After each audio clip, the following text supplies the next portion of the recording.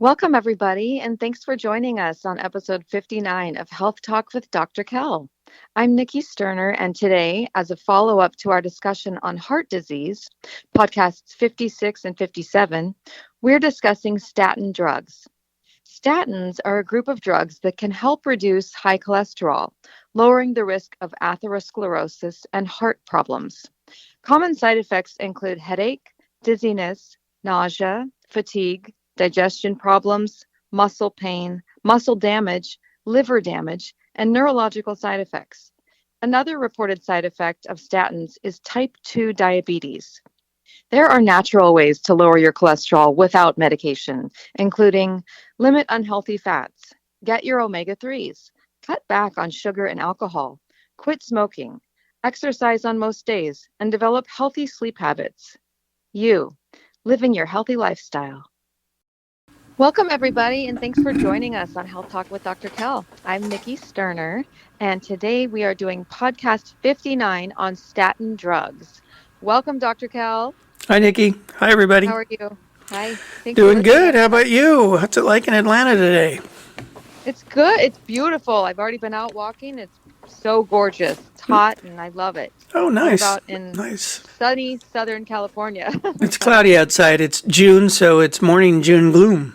Oh, it's June gloom, right? And then July it gets hot? Is that Well, right? It's still getting warm, still getting to the high 70s after the morning clouds burn off.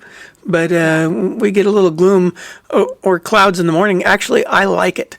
I don't consider it gloomy. It's kind of nice, actually, not to have the sun pounding on you all day long. It just makes the day hotter.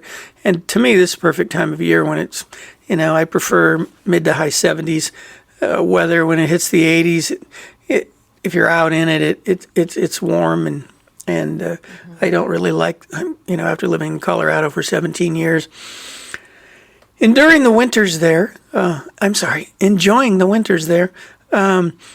was nice, but I decided I'm just not a cold weather person. So, yeah. It dips down into the low 60s, high 50s, and I'm kind of like, nah, it could even be a little warmer now.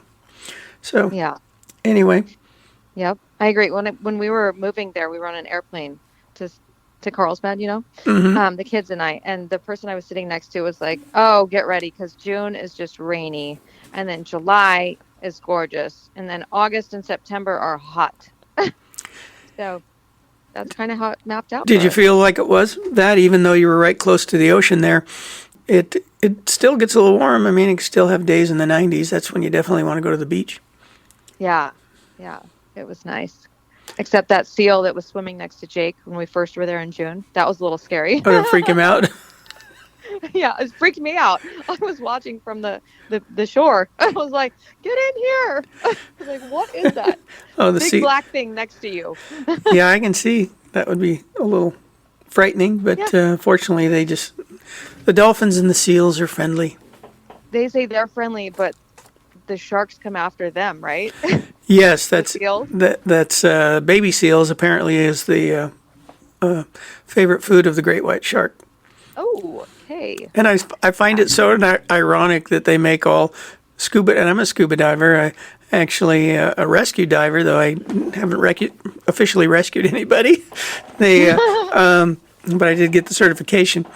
I find it so ironic that the majority of wetsuits are black.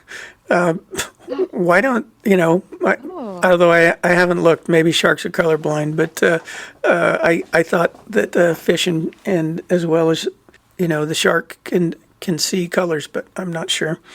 But it's like, why wouldn't they make those wetsuits colorful? Anyway, We're totally off topic now, but it is fun out here in California. There's lots to do and sunny, but wait a minute. I got to talk down California. We have a very liberal government here, so maybe that'll scare people away. We don't want more people coming here to enjoy this great weather. It's not a cheap place to live, that's for sure. I'm going to say it's an expensive place to live, yeah. You definitely pay for the sun. There is definitely a sun tax. The sun tax, yeah. Well, speaking of beautiful, let's do the quote of the day, which is, "You're beautiful, no matter what ugly is going on around you." And that is by Dr. Kell Fullerton. Woo! You Dr. know, Kell, you created that. Nikki, you're my probably my only fan, and that's okay. It's good to have one. I mean, That's right. You're just some people don't accumulating have them. any. So, Yeah. but that quote, interestingly enough, can't remember specifically, but I'm pretty sure it was one of those days where everything was kind of going wrong, and I was very frustrated and wrote that down. And I hope other people think it's interesting. When when I wrote it down, didn't think it was much, but then when I said it to you, like I say, you're my one fan, and Number one so fan. we shared Yeah. it with everybody. I hope that makes sense to people because I look at it when things are getting difficult, and it can have an effect on my attitude when I read that Yeah. because I love life. that you took a moment, yeah, to realize that you just needed a breath, like to stop and be grateful for whatever is Yes, going on. Even though there's a lot of, noise around you, life can be beautiful. And you stop and smell the roses, or you take in the sunshine, or you go to the ocean and you listen to the waves, little things that can really energize you when life just gets crazy hectic. exactly, and interesting you say that. I have from time to time gotten in the car, and that is one of the benefits of living here that I really love.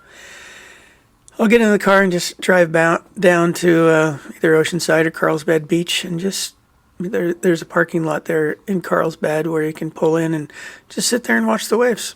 And there's Yeah. oftentimes people playing volleyball down below on the sand. It's kind of a little cliff. I don't know, maybe 30 feet high or something above the beach, and just looking down over everyone playing and watching the waves roll in, and every now and then you see a seal or some dolphins swim by, and it's very relaxing, very calming. And so I do that once in a Yeah. while. I would recommend wherever you live, that is a healthy way to de-stress. And Yeah. so find that place where you live that and it typically is in nature, right? Yes. Yep. Even if you're not a nature person, because I wouldn't call myself a nature person, even though I'm from Montana, you would think I would be. I have never been one to like the skier, hiker, hunter.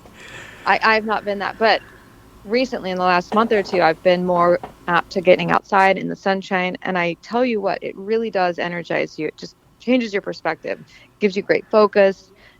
It just energizes you. Something about the sunshine or just being outside in the fresh air just takes you away from all your mind, your thoughts, everything. Just clears you.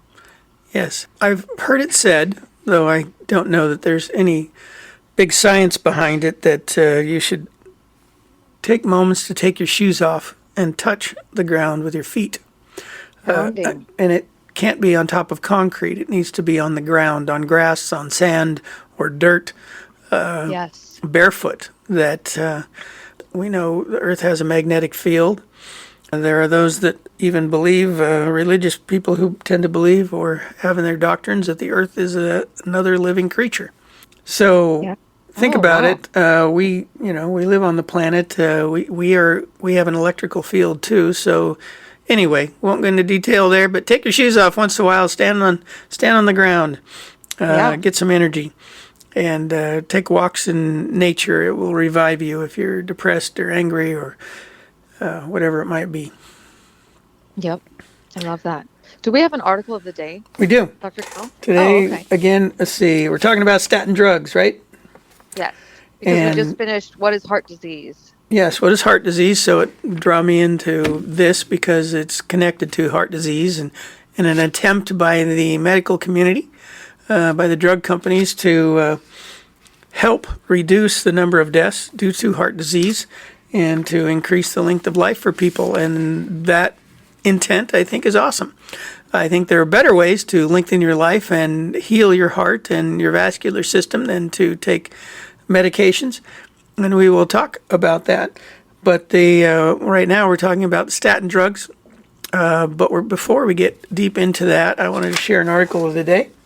And the article is talking about, rattle my papers here. A lot of people might not know, but we're often thinking about gut health and talking about gut health and how significant your gut bacteria, also referred to as the microbiome of your gut, which really goes from your stomach down to, through your small and large intestine and out the other end. So those areas in different parts, they have different types of bacteria in them.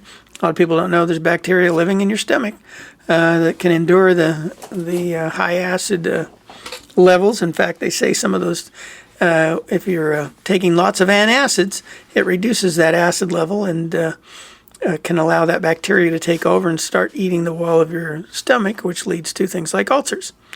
So, wait, so antacids increase the acid? Antacids lower the acid. The antacids that are over the counter, Tums. Tums, such like that, and other brands that they're antacids. If it says antacid, it's like an anti-acid. So they're very basic in their ingredients. And so what they do when they hit the stomach, they raise your pH. And in the presence of a raised pH, your digestive processes slow down, and it also allows bacteria to grow. However, that reduction in acid, if you're getting reflux, which is due to spasm of the muscles around the stomach, it squeezes and pushes that fluid up through your esophagus and then burns your esophagus. So the intent makes sense to reduce that acid. So if you do get the burping up, it doesn't burn. Problem with that is now it slows down your digestion. Your food sits in your stomach longer. The bacteria grows more because the pH isn't low enough, and it starts eating away at the lining of your stomach. And people who take a lot of antacids tend to develop ulcers. So anyway, off topic, but maybe something helpful to people out there. But we kind of related to the article of the day, talking about the microbiome. We're talking about a substance that is found in meat. The article even mentions it doesn't matter whether the beef is grass-fed or pasture-raised chicken or those kinds of things. And meat in and of itself has an amino acid that is not used by the body called proline. And proline, they've found, and this is where it goes back to the microbiome. If your microbiome is off, if the good bacteria are missing or in low quantity and the bad bacteria is taken over, in that state, proline it typically passes through the body. But if the microbiome is good, it doesn't get absorbed. But if the microbiome isn't, it passes into the body, it goes through the liver, and they're relating proline to have an effect on depression. So it can increase your depression levels. So high meat eaters and interestingly enough, if you're a heavy meat eater and don't eat a lot of vegetables, I can guarantee you that your gut flora is off. If you're feeling issues of depression and you eat a lot of meat, there may be a connection there. So especially if you're not getting your good veggies or taking probiotics are always beneficial. Things like from Standard Process that we often give to people to boost their microbiome and help with the gut flora complex is one. These are Standard Process supplements that we've talked about many times on the show. And there's several others. One of these days we'll spend more time talking about what those are specifically on probiotics. We'll do a podcast on probiotics soon. So the proline is in meat. Yes. And if your stomach is not digesting meat very well, then the proline sits in your liver and sits in your gut. The proline will pass out of your system if you have good gut flora. The gut flora just breaks it down and moves it on, and it doesn't get into your body. But if your flora is bad, it allows it to go goes into your bloodstream, goes into your brain, and can help increase your chances of depression. Wow. Yes, so mood issues can be related to that. So consider, listeners, consider out there if you consume a lot of meat, and I would say if you're eating beef, chicken, or turkey, pretty much daily, or 4 to 5 times a week, and you're having issues of depression, and you're not a real healthy eater, not eating a lot of vegetables, have gone through sessions of antibiotic therapy because you've had infections in your body of some kind. Anytime you go through antibiotic therapy, it kills off good gut flora. In fact, it kills the bad and the good, and then it usually doesn't wipe it out, but that's one of the reasons now they do these fecal implants, especially to those people that have had multiple cycles of antibiotics. Sometimes it wipes out their gut flora so bad they're actually dying because they're not absorbing any of their nutrients because all the food you eat is broken down by the bacteria. And if it's nothing there to break it down, you're not absorbing it into your system. And though you may be putting it out and it may be going in one end and out the other, your body's not absorbing any of the nutrients to be useful to it. Yeah, you think like, hey, I'm eating healthy, and then your body's just not absorbing it. So, yep. Like, yeah, something needs to be fixed, and you're saying it's the gut flora. Yep. Yeah. I mean, if you got good gut flora and you enjoy meat, I never promote eating a lot of red meat or I think poultry's better than red meat. Pork, I would put there with beef and maybe even worse. Talk on and on and on about that one, and we have and will more in the future. Let's get on to our topic, unless you had any other questions about that. Nope, bringing it back to statin drugs. Statin drugs. Okay, let's get on to statin drugs. For all those out there who have gone to the doctor and had their blood work done and come back with what's considered high cholesterol, and the doctor has suggested to you that you should take a statin drug. Cholesterol is like 130 or higher? Yeah, pretty much. They in different parts of the world, you'll find it different. At one time, if you had a cholesterol of 200, you were okay. Ironically, sitting here looking at some different things and different charts, point being there that if your cholesterol is considered high, it was like blood pressure at one time when I went through school. Going to date myself now, but over 30 years ago, they told us that normal blood pressure, take 120 and then add your age and you're okay. Today, if you're not consistently posting a 120 over 80 or something close to it, they're putting you on blood pressure medication. But they never used to do that. Just like cholesterol levels at one time were thought to be normal when they were higher, they've over time lowered those numbers. I think they've deliberately done that so they can sell more drugs. But that's just me. Or, they would claim that the science has shown that your health improves even more. Ironically, I must say that even though they've introduced statin drugs back in the 1980s, Pfizer, I think the first one was Lipitor. If you look at the statistics since that time, the rate of death due to heart disease has not gone down that much in the United States. So with all these people on the cholesterol-lowering drugs, I say, where's the true evidence that it's making a difference in heart disease? When they do the research, when they show, the amount of cholesterol in the bloodstream has gone down after they're on the drugs. There's not as much cholesterol in the blood. Over time, I don't really, to show that you had reduced plaquing, the studies would have to be done over 30, 40-year period.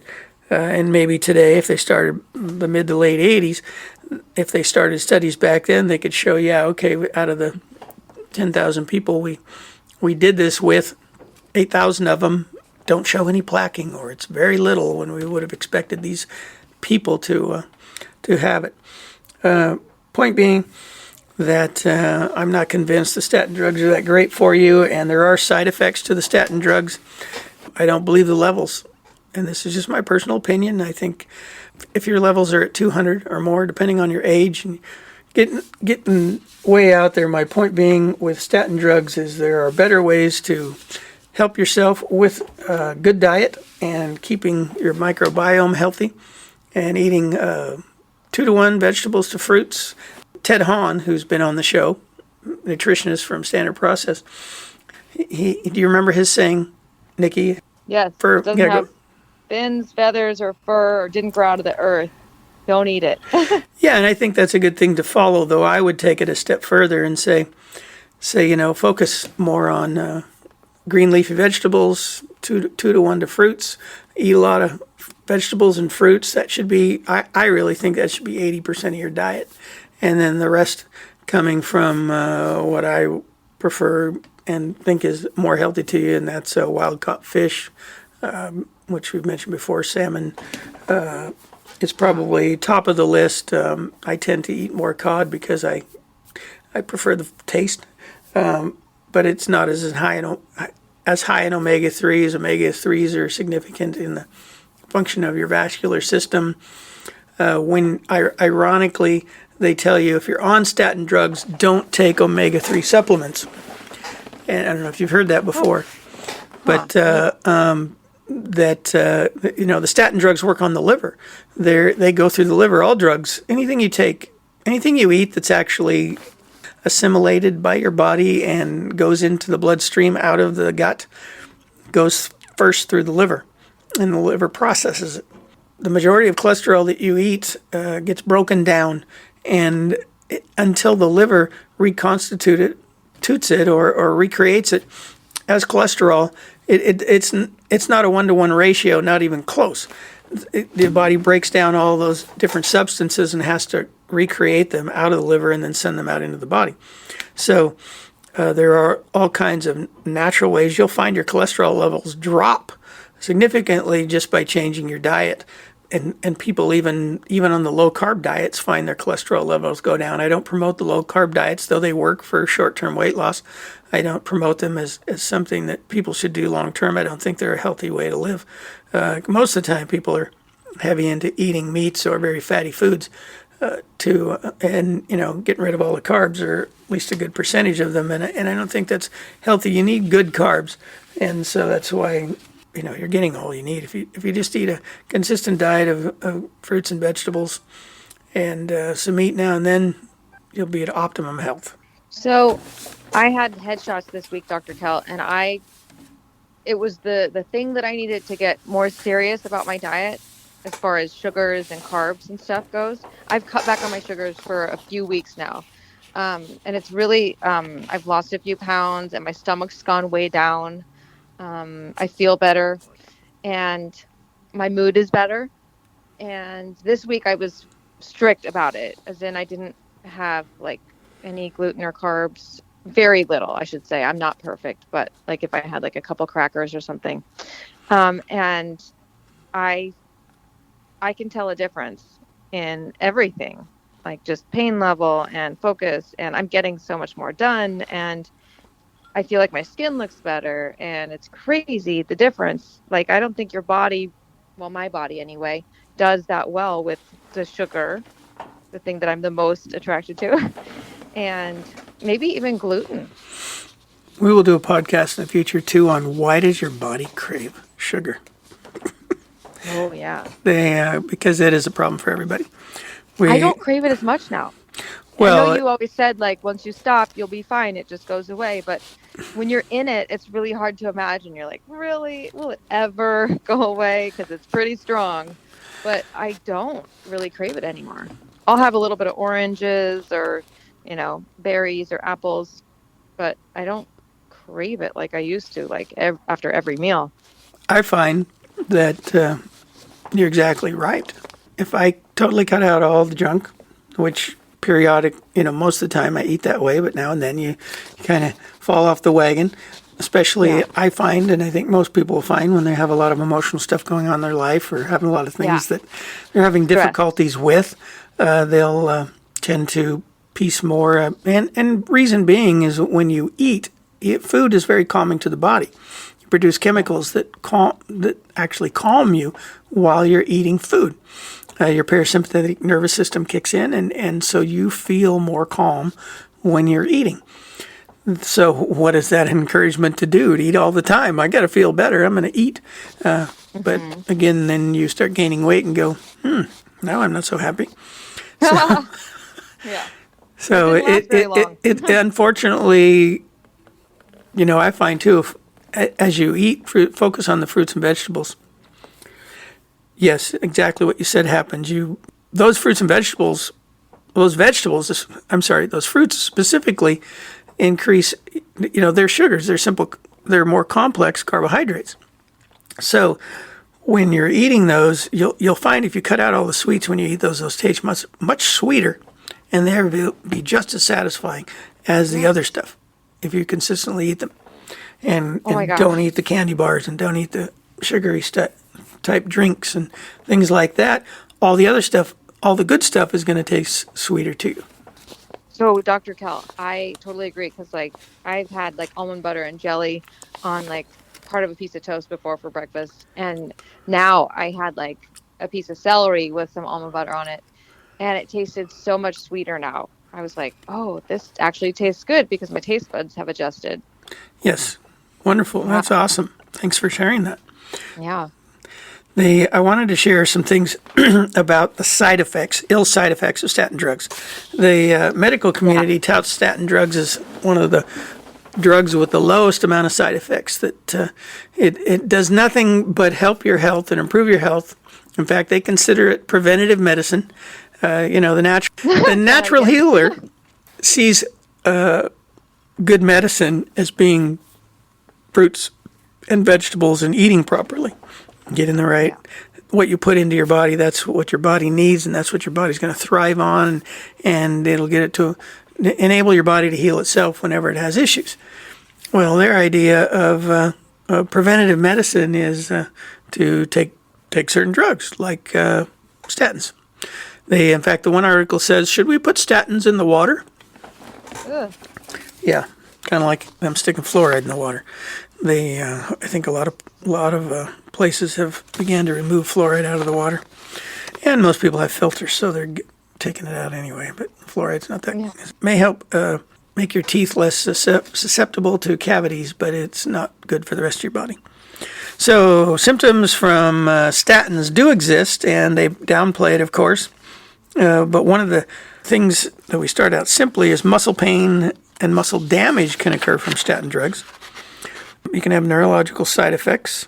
Also, they can interact with other drugs. So you also want to be careful when you're taking other drugs because you can create issues there. But one of the worst symptoms, there are two of them, let's say liver damage can actually cause liver damage because what it's doing is it's inhibiting the liver from making cholesterol, which to me is a joke to begin with in a way because once again, we're covering up a symptom, not trying to solve the problem. The question must be always asked, why is your cholesterol high to begin with? And you know how they came up with these numbers? They looked at the elderly who had high cholesterol plaquing in their arteries and looked at their cholesterol levels at that time and said, okay, this is high cholesterol because they got cholesterol plaquing. So that's kind of the way they figured out how to decide what was a bad level and what was a good level. I don't know if I totally agree with the logic, but there may be a little bit there. Anything that the liver has to process that's a medication, it affects the liver and it's affected by the liver. If the liver doesn't like it, it sees it as toxic, it can cause dysfunction of the liver. Statin drugs, you are imposing a dysfunction of the liver when you take statin drugs. The liver is now not working as it should be. It produces over 500 different enzymes. Haven't seen any studies on how the whole enzyme production is affected directly, but if it's lowering the level of production of cholesterol by affecting your liver so it won't produce the cholesterol, what else is it not producing? How else is it changing the function of your liver? If it's all these thousands of processes and over 500 different enzymes are created there, what else is it messing up? And the answer to that question, at least for some people, is there is a high incidence of type 2 diabetes being created by these statin drugs. Diabetes, type 2 diabetes, because it causes insulin resistance, meaning your body no longer is reacting to insulin correctly, and the pancreas then is required to make more of it to get the same effects. And so when you eat carbohydrates, the body breaks that down into glucose, and then the insulin comes along. Let's say you get a high amount of glucose, because the body always knows what levels are correct. So when you're out of balance, it will produce one chemical to create balance again. And so glucose and insulin interact with each other, and so if you get too much glucose, the pancreas produces insulin, and then you lower the levels of glucose in the blood, and so you get a balance. If you get too much glucose, it can do things like hypoglycemia. Typically is the first situation because your pre-diabetics are typically hypoglycemic because the insulin, excessive amounts of insulin are being produced, so that they shut down the reaction to the glucose levels, and then you have these after sugar lows that often occur. Though when people tend to eat sugar, they like go off the, like kids when they eat simple sugars, they tend to bounce off the walls and be very active, and then they'll have a lull afterwards, and that's typically because the pancreas is, you got too much sugar too quickly because you ate a simple sugar, a cookie, a candy bar, whatever it was, drank a soda, and then you have high amounts of sugar in your body, you tend to be overactive, and then the pancreas says, wait, too much glucose, and it makes more insulin, and then the insulin, it'll produce too much insulin, overreaction, because you got such a quick influx of the glucose into your system. So then that overreaction it gives you too much insulin, and then you have the low. Make sense? Yeah, I mean, I think we live that a lot when we talk about sugar. Yes, a lot of people can relate to those feelings and sensations because we've all experienced those things. We live in the Western world with a Western diet, and all these things are promoted, and the body loves glucose. It loves sugar, and so it'll take it as fast as it can get it, and leave you wanting more. But interestingly enough to me is when you start eating properly, you're not having the simple sugars. You don't crave the sugar as much. You don't eat as much food. You tend to not have the cravings. Your depression levels tend to improve. Because you're now not depressed. You're not having that depressive eating cycle going on, and so then you don't do the nibbling. The nibblers, I've been a nibbler over the years, and part of the reason being was eating poorly. It made me feel, I felt depressed, and I would eat more and keep nibbling because that nibbling would keep me in a less depressive state. Mm-hmm. Also, if you're tired, sometimes it's like I would reach for chocolate, but then sometimes it wouldn't even help because I was so tired. It was like I just couldn't keep up with, I don't know if it was adrenal fatigue or what, but it was like... Yeah, and there are other interactions which can lead to what you're talking about, that fatigue, even unrelated to the insulin and the glucose levels, and that can be adrenals. So, yes. So that's what's happening with statin drugs. I do not recommend them to people. I recommend eating healthy and having enough exercise, eating properly, avoiding exposing yourself to toxins, and getting adjustments on a regular basis. It keeps your spinal health up, doing things for your emotions, and often exercise can help with that. If you still need more, there are therapies out there, a lot of therapies like the mind-body balance that we do in our clinic that help with those emotional triggers, and hypnosis and things like that can help as well to reduce those emotional triggers that tie all that back in. When you balance your life out, your body won't produce too much cholesterol. Yeah, I think sometimes it seems like a quick fix, just take the drug and your cholesterol will be fixed. But well that's what's easy, right? I have family members that have taken them, and the side effects are noticeable, like the muscle pain and the joint pain, and all of a sudden their wrist hurts all the time. Or, you use your hands every day doing cooking or cleaning or whatever you're doing, writing, and you start taking that drug, and now you've got pain in your body and it doesn't go away because it's affected. So, yep. Yeah, like you're saying. Some of the articles I've read, thank you for that. Some of the articles I've read tend to imply that those side effects are only seen in about 5% of people, and I think that's a joke.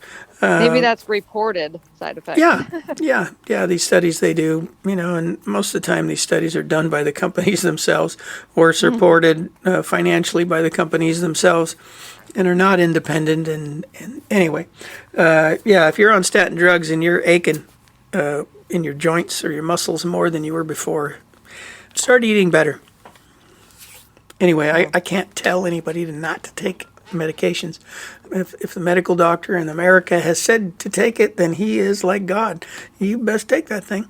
And don't let anybody else that isn't a medical doctor tell you otherwise. Otherwise, they'll get in trouble. Our medical system in America has become, in my opinion, that's a whole different path. We're not going down there. You've heard me before. Anything else about statins you'd like to discuss, Nikki?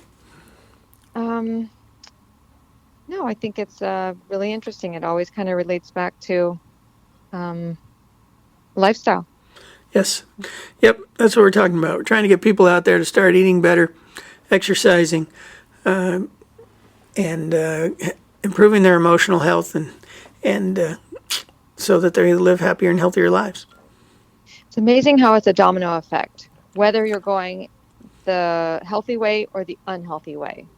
You start taking one drug, then you need a different drug for the side effects of that one, and the domino effect goes that way. Oh. And then you start eating healthy, and then you want to exercise, and then you start feeling better, and you start sleeping better. And, it's kind of like, it's not an easy thing to do, but once you get started, I think it can work.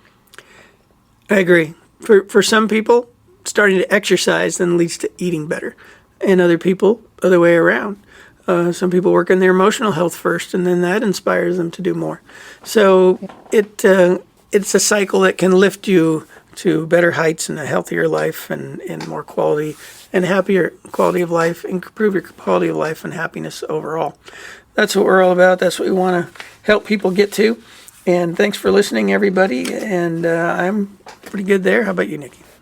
Yes. Thank you for listening, everybody. This was podcast 59 on statin drugs. And I found that really interesting. Thank you, Dr. Kell. Thank you, Nikki. Thanks for listening, everybody.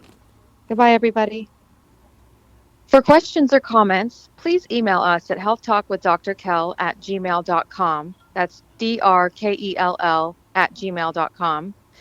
You'll find the lowest prices on standard process whole food supplements at holistichealth.standardprocess.com. As always, we recommend you seek nutritional advice from a qualified healthcare professional before starting a supplement program. And for natural and organic health and hygiene products, see our sponsor's website at oceanbaynaturals.com. While we make every effort to broadcast correct information, we are still learning. We will double-check all facts, but realize that medicine is a constantly changing science and art. One doctor may have a different way of doing things from another. We are simply presenting our views on how to live a healthy lifestyle that will be as evidence-based as possible. We welcome any comments, suggestions, or corrections of errors. We take no money from drug or device companies. By listening to this podcast, you agree not to use this podcast as medical advice to treat any medical condition in either yourself or others, including but not limited to patients that you are treating. Consult your own physician for any medical issues that you may be having. This entire disclaimer also applies to any guests or contributors to the podcast.